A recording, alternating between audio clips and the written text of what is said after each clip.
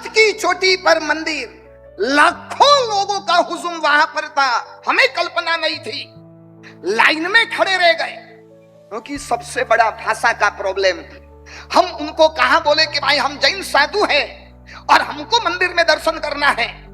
1-1.5 घंटे भीड़ में रहे।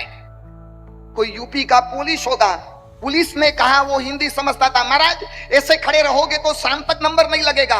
मैंने कहा ऐसे खड़े नहीं रहे तो कैसे खड़े रहे तू बताओ, चलो मैं आपको डायरेक्ट अंदर लेकर जाता हूं। और सीधे हम अंदर चले गए, दर्शन करके बाहर निकले।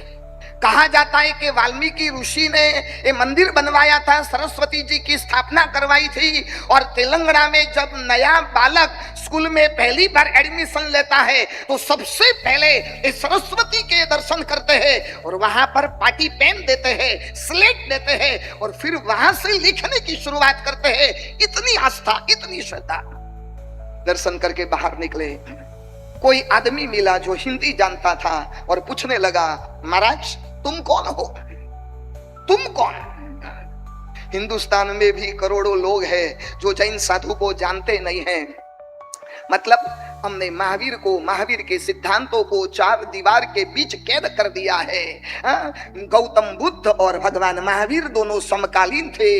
मुझे कहने दो, गौतम बुद्ध सारी दुनिया में फैल गए और महावीर को हमने मंदिरों में कैद करके रख दिया। ये जैनों का सबसे बड़ा अपराध है। और हमने हमारी आइडेंटिटी बताई। जिज्ञासु आदमी था। एक पेड़ के नीचे आसन लगाकर हम बैठे, करीब करीब 1 घंटों तक जैन साधु कौन है और हमने समझाया। हैरान हो गया। उस आदमी ने मुझे कहा, महाराज मैं 72 कंट्रीज में घूम फिर कर आया हूं। दुनिया के कई कंट्रियों में घूम फिर कर आया और 72 कंट्रियों में मेरी यात्रा हुई, लेकिन मैंने ऐसा इंसान आज तक कभी नहीं देखा जो बिना पैसा, बिना टीवी, बिना मोबाइल, बिना एसी, बिना व्हीकल, बिना घर और बिना स्वजन जिंदगी जी सके। I can't believe.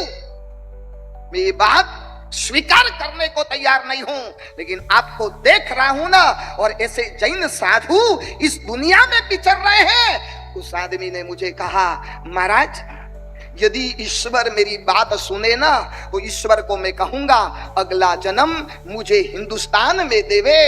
मैं यहां से मरकर हिंदुस्तान में जन्म लूं और हिंदुस्तान में जन्म लेकर जैन साधु बनने का सत्व मुझे मिले और मैं भी आने वाले भव में जैन साधु बनूंगा।